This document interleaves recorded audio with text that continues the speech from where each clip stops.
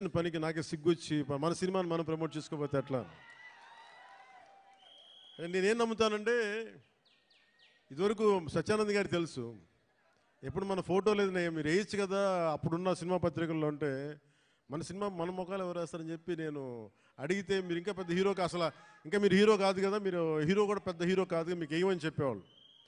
నాకు అది అలవాటు అయిపోయింది. పబ్లిసిటీ లేకుండా సినిమాలు అవటం, మీ గుండెల్లో మీరు పెట్టుకొని గెలిపించారని విజయం ఇచ్చారు తప్ప, నాకు ఎప్పుడు మీడియాతోటి మాట్లాడాలని కానీ నేను కోరుకున్నప్పుడేమో జరగలేదు. తర్వాత నాకు అలవాటు అయిపోయింది మీడియా లేకుండా సినిమాలు విజయం సాధించడం. సో అలాంటిది నేను చాలా చాలా ఆల్మోస్ట్ ఒక 96లో అక్కడమ్మ ఇక్కడపై షూటింగ్ సినిమా రిలీజ్ అయింది.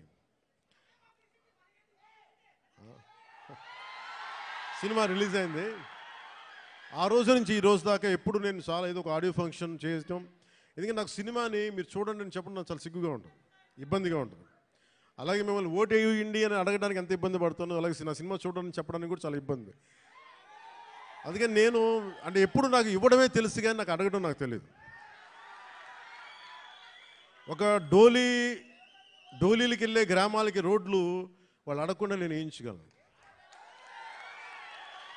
మన ప్రత్యర్థులు మన తిట్టిన పార్టీ సర్పంచులకు కూడా సమానంగా డబ్బులు పంచగలను ప్రతి సర్పంచ్కి.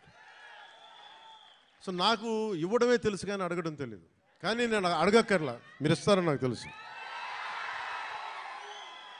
అలాంటిది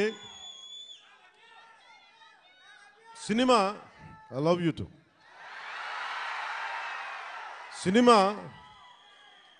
సినిమా ఎంత బలమైందంటే, అంటే నేను మీతోటి ఎందుకు పంచుకుంటున్నానంటే, ఇది సార్ మీరంతా కాళ్ళు నొప్పిలేసి కొంచెం ఎక్కువసేపు మాట్లాడతాను మా వాళ్ళతో.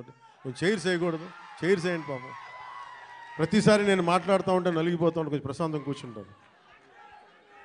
కొంచెం చైర్స్ ఉన్నాయా అన్న? కొంచెం చైర్స్ వేయించండి. నుంచోవాలా? కాదు నేను కాదు, వాళ్ళు. అంటే నాకు విశాఖపట్నం